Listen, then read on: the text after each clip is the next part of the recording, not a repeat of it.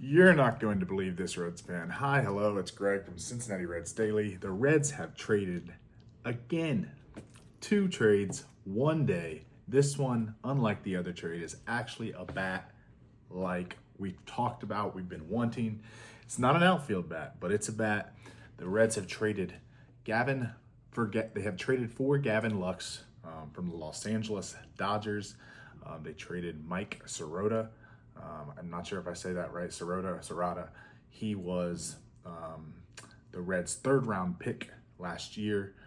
He's 21 years old, so obviously a raw guy. They also traded their competitive balance pick, which will probably fall somewhere in the area of 37 or so. But let's get to know Gavin Lux a little bit. He was the Dodgers' #1 prospect back in 2020. He started for the Dodgers for the last 2 years. Last year, he was pretty much their everyday second baseman. I'm gonna go over some tweets here. Make sure to give credit. Some great guys. If you don't follow on X, give him a follow. Gavin Lux is only costing $2.8 million compared to Jonathan India that would have cost $5.5 million. He's probably, a little bit of a better hitter, I would say, than India was. He's played mostly second base. He has played a little bit of corner outfield. It'll be interesting to see where the Reds want to play him with the likes of Matt McLain and what they'll do with McLain and Lux.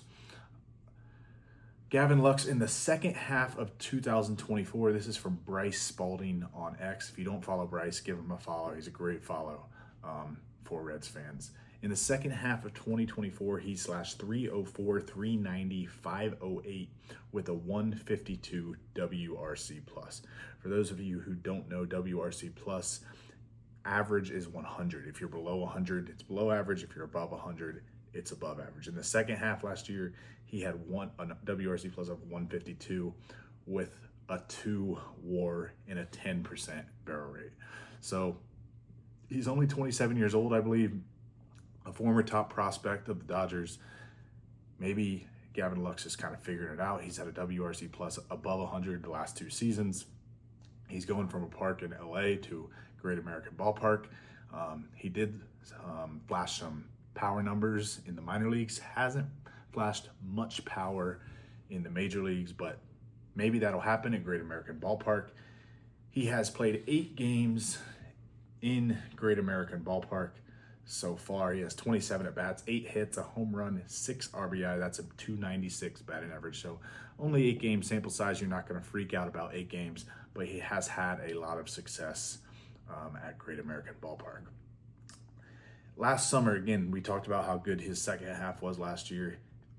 In July, his OPS was .937 with 4 home runs. In August, .884 OPS with 4 home runs. You would think Great American Ballpark is only going to improve that. He also has a very strong eye at the plate, not afraid to take a walk. For those of you who'd like to count baseball trade values, here's what they had to say about it. Today, the Reds reportedly acquired Gavin Lux, $13.6 million surplus trade value from the Dodgers in exchange for outfielder Mike Sirota, $1.9 million in a comp pick, which is about $4.1 million. The deal is accepted by our model as a major underpay for Cincinnati. So according to baseball trade values, I know some people take no stake in that. Some people put a lot of stake in that, take a lot of stake in that.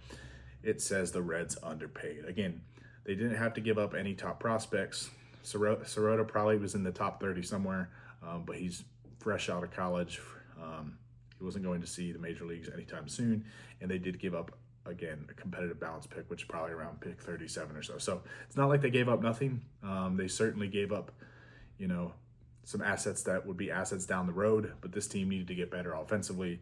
And what Lux did last year, especially the second half of last year, if he could bring that over to Great American Ballpark in the Reds, it would be a great bat to add in the middle of the lineup. So I think overall, good things.